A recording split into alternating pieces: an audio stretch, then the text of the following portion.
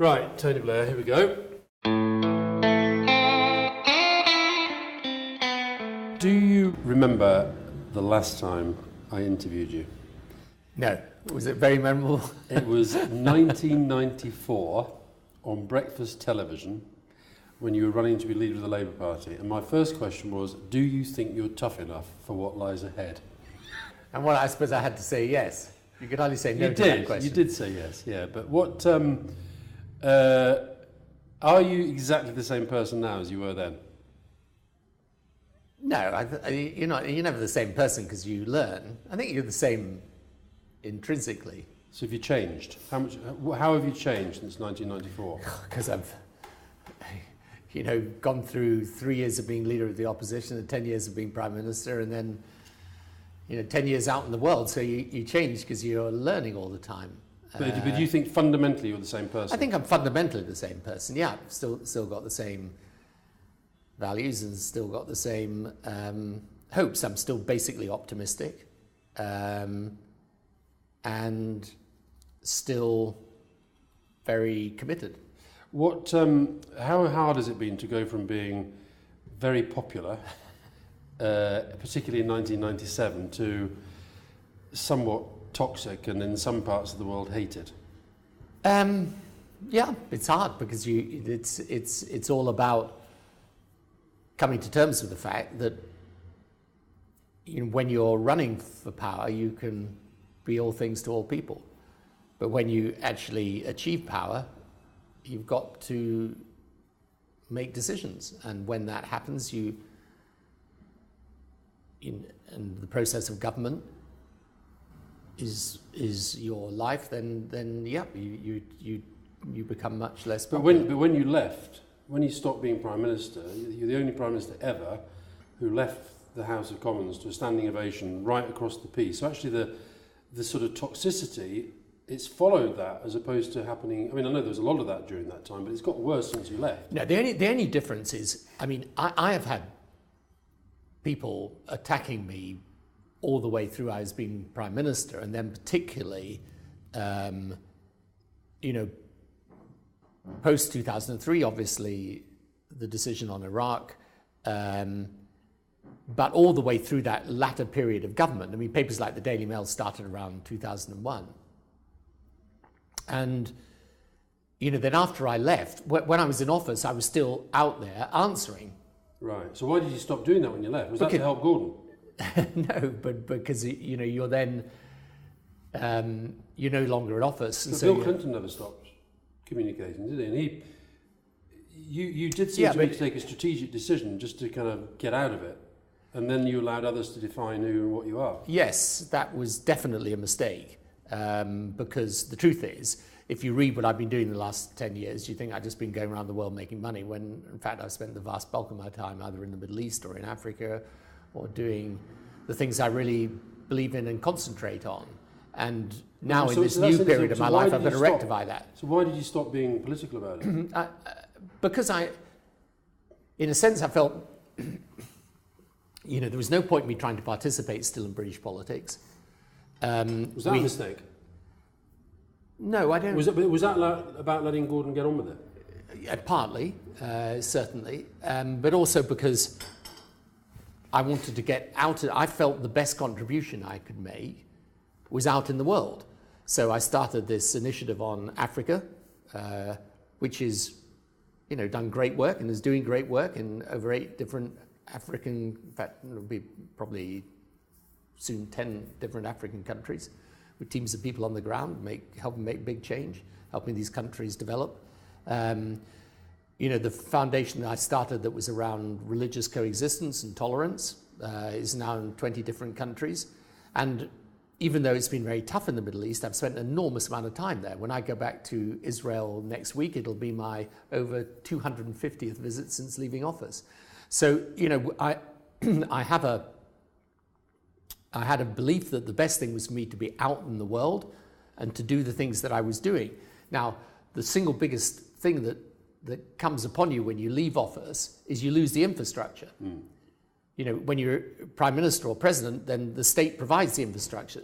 When you leave, you've got to build it and you've got to finance it. But do you still see yourself on that kind of level? Do you still see yourself as a sort of Prime Minister type figure? No, I mean, I don't see myself like that, but I still see myself as very politically active and politically committed. I mean, I could have done what the parody of me was, which is go around the world and make money. That would have been the simple thing. Do you accept the reputation sort of went south after you left? Yes, I mean... And how much of that do you think was about Iraq and how much was about money? Both. But it was, I think, also because people didn't really know what I was actually doing.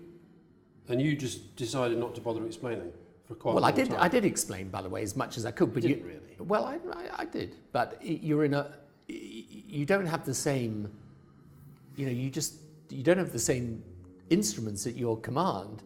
And, what I always say to people about a leave office is the thing you've got to understand when you leave office is you're no longer the first person in front of the microphone. Yeah. So you no longer shape the agenda. The agenda is shaped by others. And essentially, for example, in the Middle East, it is in many ways suited the next generation to say, well, look, all the problems are really because of those guys, because actually the decisions in relation to Syria or, the Middle East more generally are incredibly difficult. Now, they're actually difficult for reasons that are as much to do with the Arab Spring and what happened in 2011 as anything we did, but it kind of, you got into this thing where people were saying, look, all these problems, they've all arisen because of your decisions. Who do you think has done this post-power politics well? Be American or British or French or German, who's done it well? I think Bill Clinton did it well. So, and are you surprised that George Bush has just sort of vanished and gone off to spend time with his paint? Well, he hasn't really. He's actually, I think he's done it extremely well, by the way. Because? Because he has immersed himself actually he has a foundation and a library that does excellent work, not least in Africa.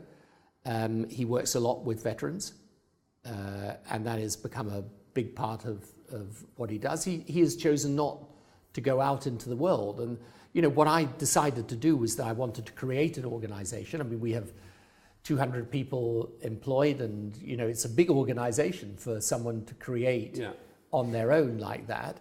And, as I say, the work we do is fantastic. So I haven't explained that properly. I think now that we're starting the new institute where we brought everything together and we're starting this new strain or new pillar of work, which is around what is the modern progressive agenda? How do we fight back against the populism left and right that distorts politics today? I think that will give me a better voice and a more natural political voice. And that's what I will, I'll spend a lot of time doing that. And you have to keep earning loads of money to do that? Well, you have to raise enough or make enough to be able to support it. Because, if you start employing 200 people, that's a big wage bill. And you need office premises and just about all the things that come with a big organisation. About Bush, do you feel that, given that on Iraq the Americans provided 95% of the kind of military contribution and we were relatively small, you seem to get more flack on Iraq than George Bush ever does? Yes, but that's because I think the Americans take a different view. And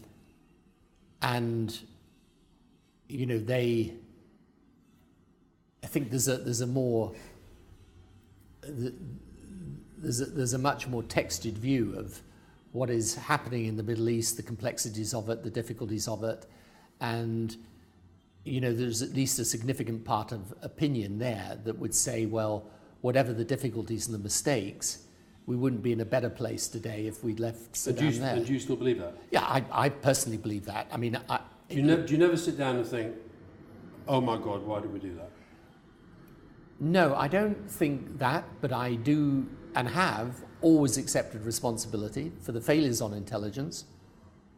We were given information that turned out not to be correct. But that wasn't the only reason why we went and for the failures of... No, well, it wasn't the only reason we went in. For the failures of planning, what I can never do, what people want me to do, is say it would have been better if it never had happened. Right. Because I don't accept that. I think when you look at the Middle East today, I mean, look, I am out in the Middle East twice a month. I have a far greater knowledge than I used to have. The biggest reproach I make to myself all the time is that our knowledge of the depth of the religious, ethnic problems in the Middle East was inadequate and insufficient. Well, that's quite a big admission. Though. It is a big admission, but I've admitted it many times. And so when people think, they think sometimes that I have no humility in relation to this. I have a huge amount of humility. The one thing I won't accept is that it's better that you leave these dictators in place, because it isn't, and what the Arab Spring shows you is it wouldn't work anyway. And the truth of the matter today in the Middle East, and that's one of the reasons I spend so much time on it, is that it's a struggle for religious tolerance and rule-based economies, and that is what the whole of the issue in the Middle East is about, and it's why we've got a massive strategic interest in supporting those modernizing elements in the Middle East, and there are many today. But what about... Because it will affect our own security ultimately. Right, but so you never sort of lie awake at night thinking, oh, God, I wish to fuck we'd never done that. I don't think that, but of course I go over constantly the decisions that were taken and the consequences of them, as you should do. But, in the end there's no point in me, and I always say to people, I'm really sorry if this is such a problem for you can't listen to anything I say, and I'm really sorry about that, deeply sorry, but I can't undo what I have done. It's, how did you feel? We're now, this is 2017, 14 years on. 14 years on. How did you feel at the unveiling of the Iraq-Afghanistan memorial when you had families saying that you shouldn't be there?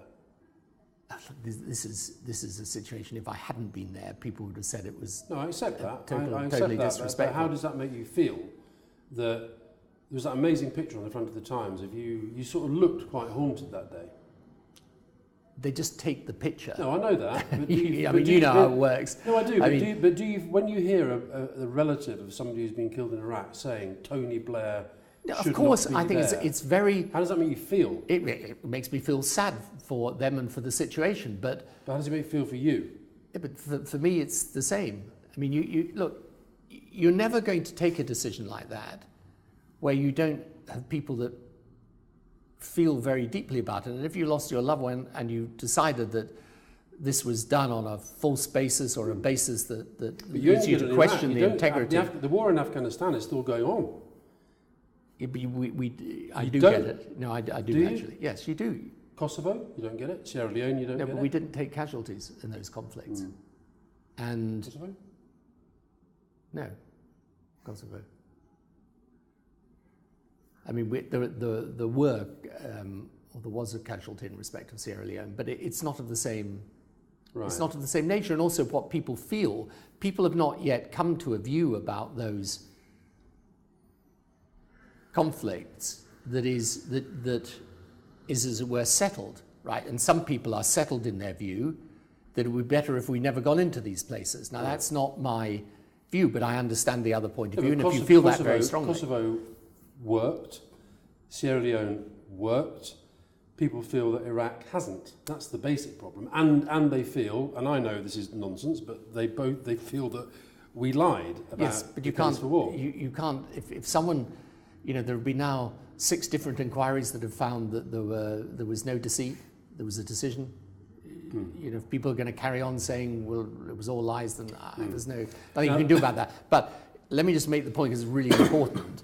The reason why it was easier in Kosovo and Sierra Leone is that you didn't have in those conflicts the interference of radical Islamist ideology which you had in Iraq and Afghanistan and have today. Is that something that we underestimated? Yes, of course, and that's why I say the reproach I make is not often what people reproach me for.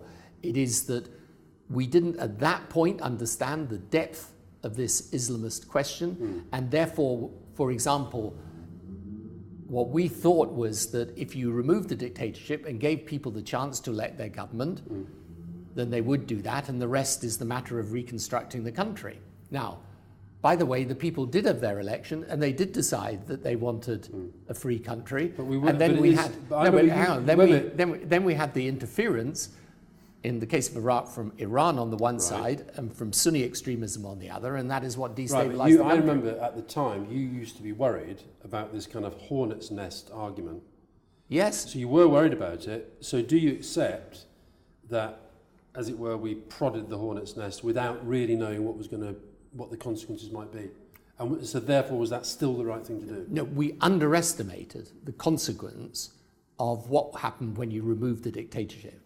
The only thing I say is what the Arab Spring teaches you is that all of these dictatorships were going to come under pressure and be toppled in the end, right, which is what's happened. So Assad, what are the lessons then from that to what's happening, say, now in Egypt and in Syria? Well, so when the Arab Spring began, what I said to people was, be very careful, because you've been through a situation in Iraq and in Afghanistan where you've removed the dictatorship, but then the problems begin. So if you can evolve a transition, do that. So my view was, in respect of Syria and in respect of Libya, it would have been better to have agreed a process of transition. So if you could have cut a deal, which I think it was possible maybe to have done with Gaddafi to get a transition, it would have been better, likewise with Assad.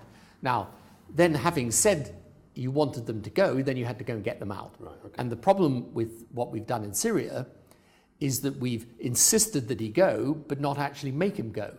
And the inevitability, therefore, of a civil war as a result of that was, I'm afraid, to me, very clear. He was going to fight to stay, and then what happened was the Russians and the Iranians came in on his side and propped him up. But there is no, what has happened in Syria is, in my view, a hideous blot on Western foreign policy. This is Obama, Cameron, et al. Have to take some responsibility.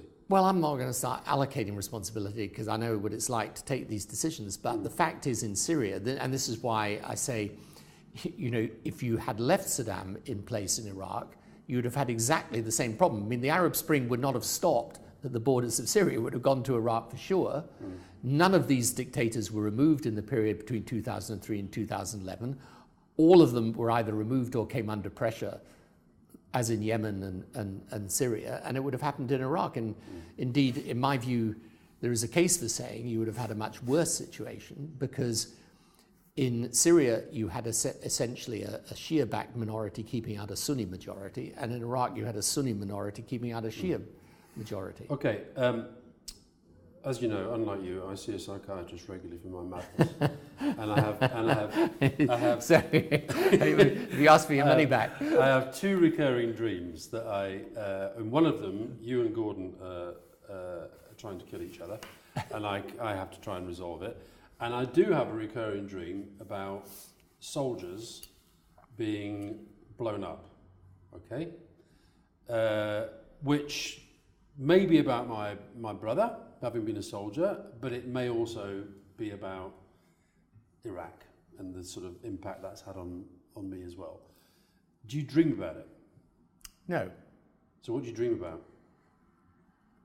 Lots of different things. That You don't dream about stuff that you might think, I'm being prodded there about Iraq. I think about these things a lot, of course. But I also think, you've got, if you're going to be Prime Minister of the country, and I think it's really important people understand this, your job is to take the decisions that you think are right for the country. That's your responsibility. Right? And the moment you shy away from taking those decisions because you think you're going to get criticised and attacked, life may be easier, but you are failing in the principal responsibility of the leader, which is to take the decisions. And, so I took a decision post 9/11 that we should be with America, that we were going to be with America, that this was important for global security. And I also took a very strong view about this extremism and how we had to deal with it. Now, I may have been wrong, but I did what I thought was right. And that's my responsibility. So I don't, as it were, agonize over having taken the decision, because I know what I did was what I thought was right. Right. Of course, you agonize over the about consequence. That's my business and well, not yeah, your but business. No. Even though I love you, I'm not. You go back and get back on the couch with you. Okay. No, we just do it sitting like this. We just sit like this. Right. Trump. Without a camera, maybe. Trump. I dreamt about Trump the other night. She told me to stop playing my bagpipes. I told him to fuck off. Trump makes Bush look like a sort of genius, doesn't he? Look, I have to work with American administration, American presidents. You don't have to. I do, because I'm doing the Middle East. Right. And it's extremely important to me. And so I'm not getting into a situation of slagging off the American president. It's not what I've done so far in my life, and I'm not going to do it. But you know, people are entitled to know what you think about things. Well, I don't know if they're entitled to know. Okay. They're entitled to I'm ask. entitled to know. I don't think you're entitled to know either. I want to know that you can't work with Trump. You cannot work with Trump. Look, if Trump phoned you up now and asked you to do the job that the quartet asked you to do, for example, if Trump asked you to do that, would you do it? No, I've made it clear. Not merely have I not asked for a job. That was just one of these classic sort of male inventions. Fake news. Right. And I don't want that, because what I do in the Middle East, I do independently, and it's very important to me to keep my independence, because it gives me a relationship with the key players, Israelis and Arabs, because my view is that the whole way you're going to get a peace agreement today is through Israelis and Arabs working together on this, and not just Israelis and Palestinians. He comes along and says that two-state solutions all... Well, he hasn't said that, actually. What's he said? What's his view then? No, their view is actually a very traditional American view. There should be two states. And so the why Palestinian did he say state... what he said? He did say that... No, he said what he said in the press conference. In the press conference, right. Actually. But the fact is the Americans are operating on the basis of the two-state solution. So you don't share my sort of terror that this guy's the president of America, and that actually the comparisons with Hitler and Stalin are not terribly overdone. That this took Hitler a long time to go for the journalists and the judges. It took him about a week. No, the comparisons with Hitler and Stalin are ridiculous. Right? No, I'm sorry. Okay. Yes, okay. They are ridiculous. However, as I said, I think openly during the campaign, I would have backed Hillary. Right. Right. So that's where I am, and you can assume from what I think and what I believe what my views are. But I for me, because I'm working on this issue, so I will judge them on what they actually do. Right. But your connection with the Trump administration, you met Jared, and that was just about the Middle East, or was that just right? Okay. And so your connection with them is that you are going to stay active in the Middle East peace process, and therefore you want to work with them on that. But if he actually said, you know, I quite like that Tony Blair guy, he seems to know who he's up to. Well, I don't think he might particularly has said that or would say that. But do you not think it's a problem that, you know, I mean, look, we alluded to this, we got accused of lying the whole time even though we didn't. But this guy does lie all the time. Yeah, but Alastair, I don't want to, I've got enough issues. You know, when you're me, you've got to choose the issues you want to get into. Right. Right. Now, there is, one of the reasons I'm doing this whole new strain of work is to push back against the rightist populism, some of which obviously was as echoes in the campaign that brought him to power. And the government.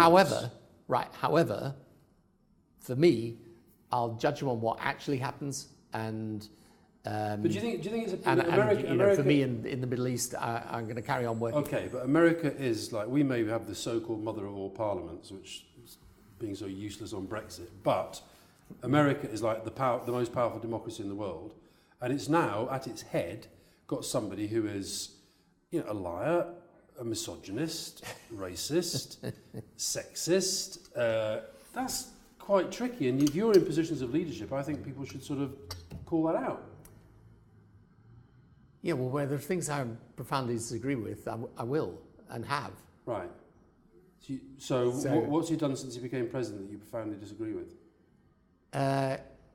So, for example, when all that stuff on immigration happened, I was perfectly prepared to be critical of it. So I've not got a problem with doing that on individual issues. What I'm not going to do, because I actually think, A, let's see what really happens, and B, I am engaged in something in which I'm going to cooperate with people in the administration. Is there a part of you that thinks actually that Obama was not great for the Middle East and that Trump could be? It's less the former than I think it's possible that if this administration goes down the path that I'm advocating, which is to build a strategic alliance in the Middle East whose purpose is to fight extremism whether of the Shia sort promoted by the theocracy in Iran or of the Sunni sort, I think if they decide to go down that path, that will be very productive.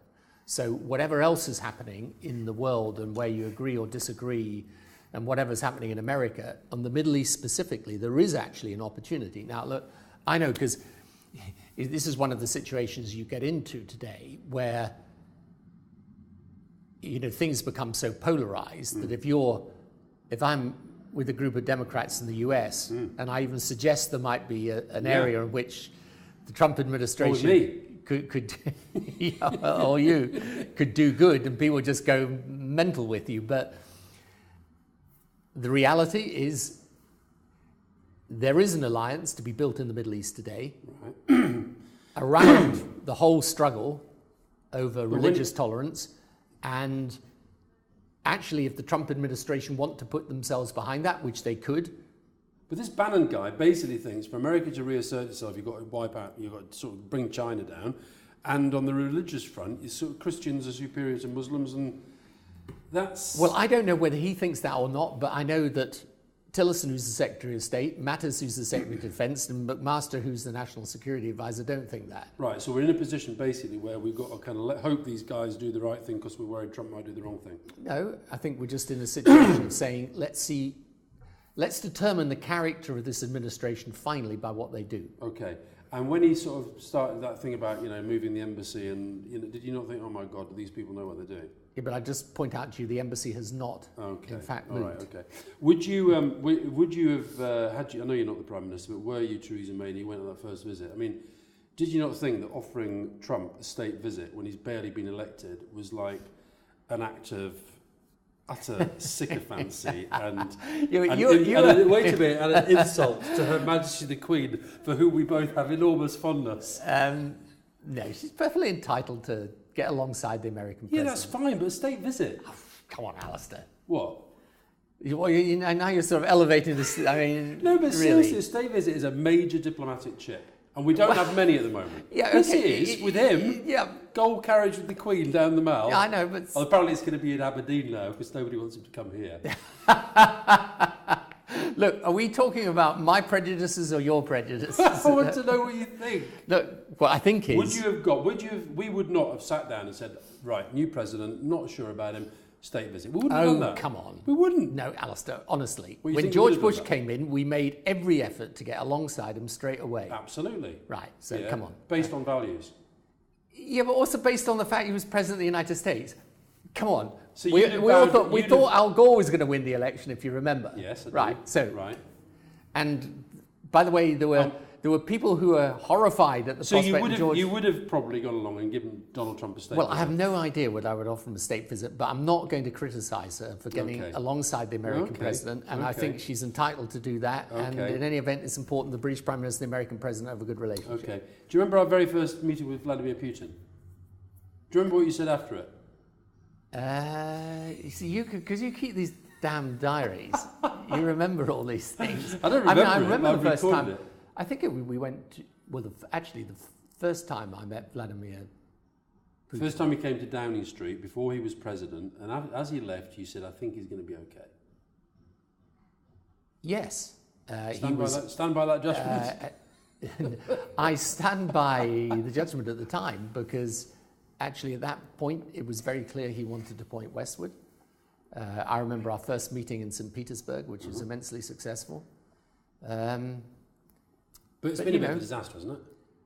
Well, I don't... Are you going to defend him as well now? No, I'm not going to do... Trump's good, Putin's good. I didn't say that. Assad, leave him alone.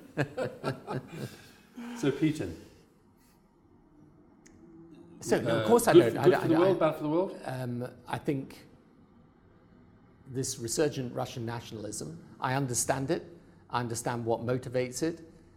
I'm not sure we have always, in fact, I'm sure we haven't always made the right overtures to try and bring Russia on side with us.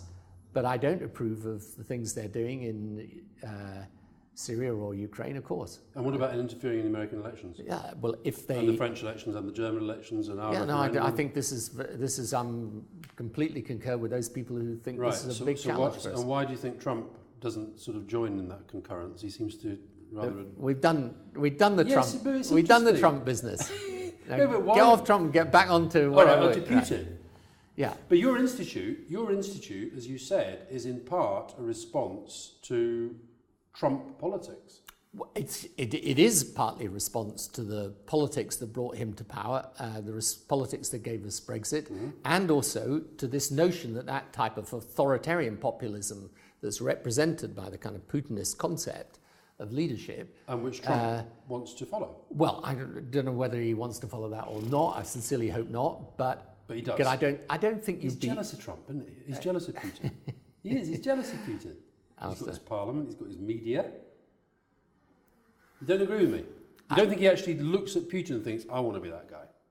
I want to have that power. I've no idea, but in any event, it's not possible in America. No, well, let's hope not. Let's hope not. No, I think not for sure. Okay. And the real issue for Russia in the end is can it find its way to make the reforms to its economy that can strengthen the country and give it a power that is in the end going to be going to grow because it's based, because all power ultimately, you're never going to end up with a country that's a huge power without its economy being in good shape. Right. I mean, why is China so much more powerful today? Because they reformed their economy. Do you think and we're opened slightly, it up. because we're all focusing so much on Russia at the moment, whose economy actually isn't in great shape, do you think we're slightly missing the main picture with Trump? That actually the big thing is going to be Trump's relations with China. Oh, absolutely. The big thing is going to be Trump's relationship with China. And actually it could be good.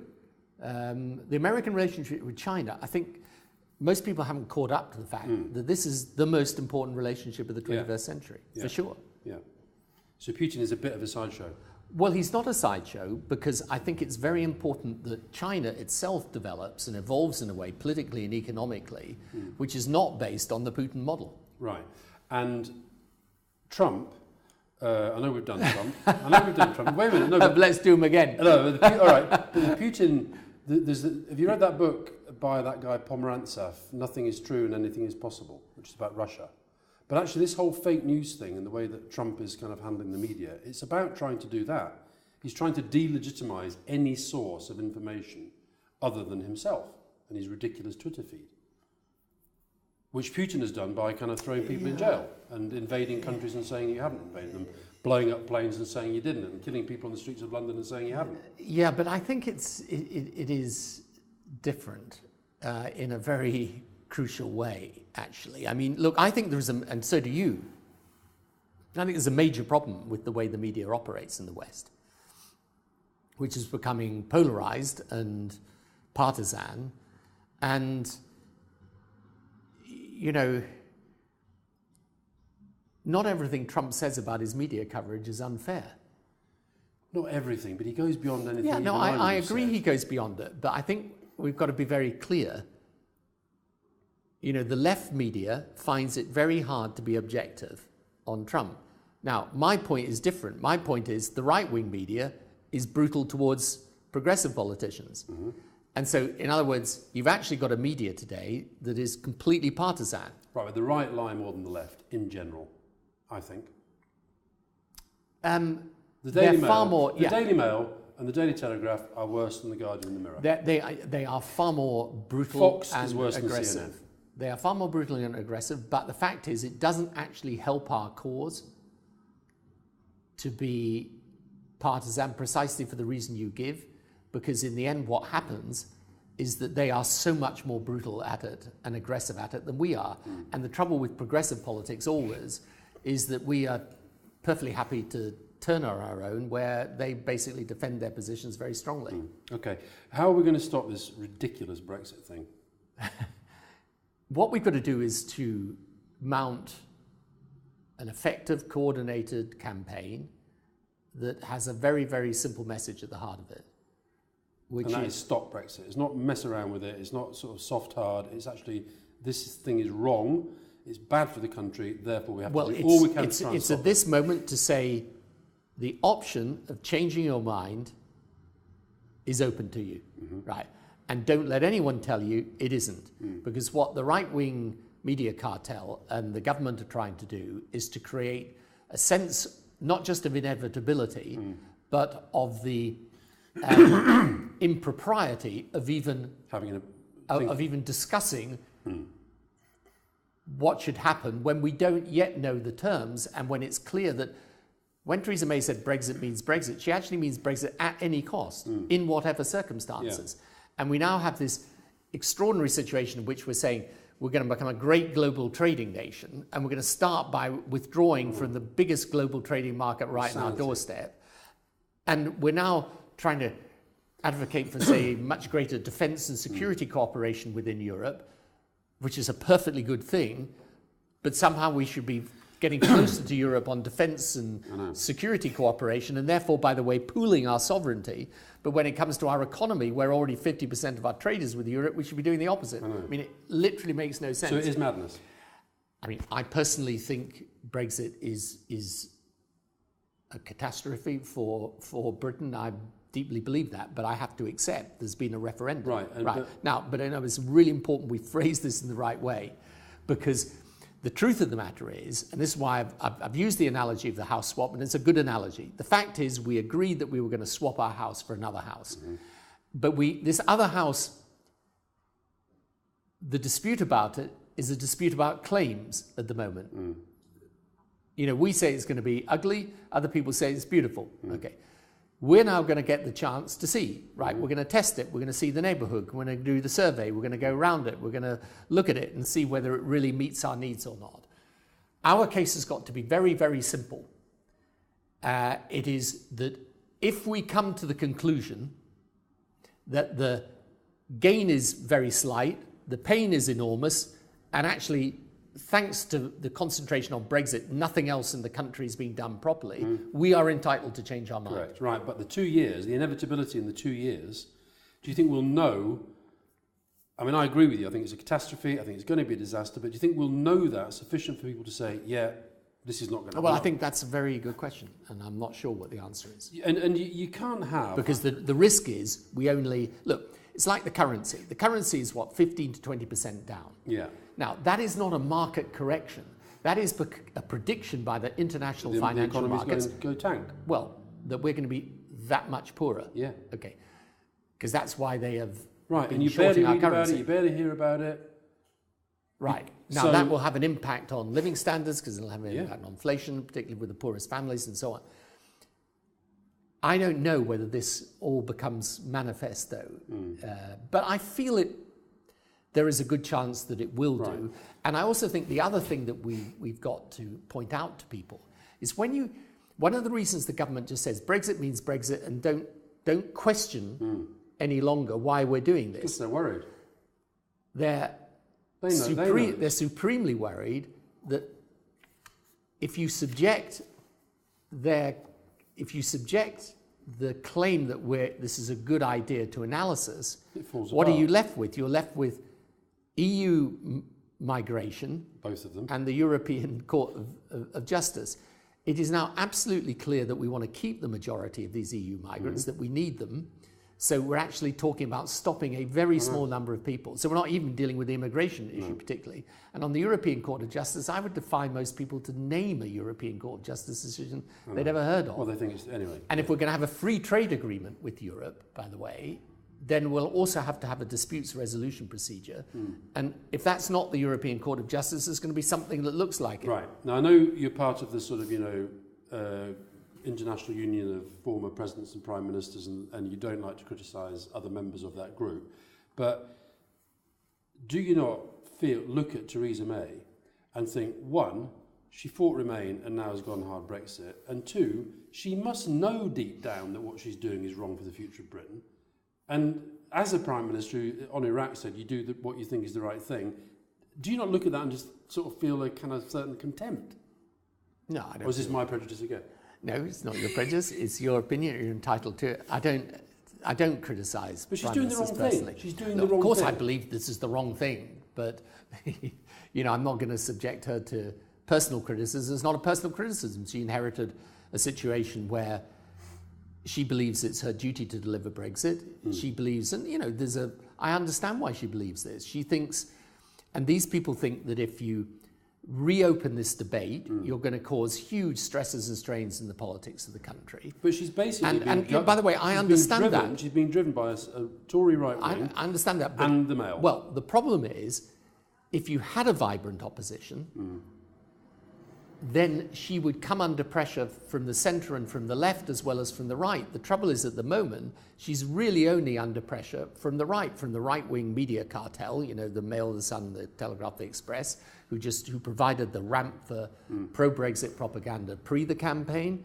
and post the campaign, just Brexit is good, it's brilliant, it's going to make the country great, and no other news that might collide with that is ever published by them. So she's under pressure from that, and from the right wing of the Tory party, who say to her, look, if you reopen this, we're going to split the Tory party again.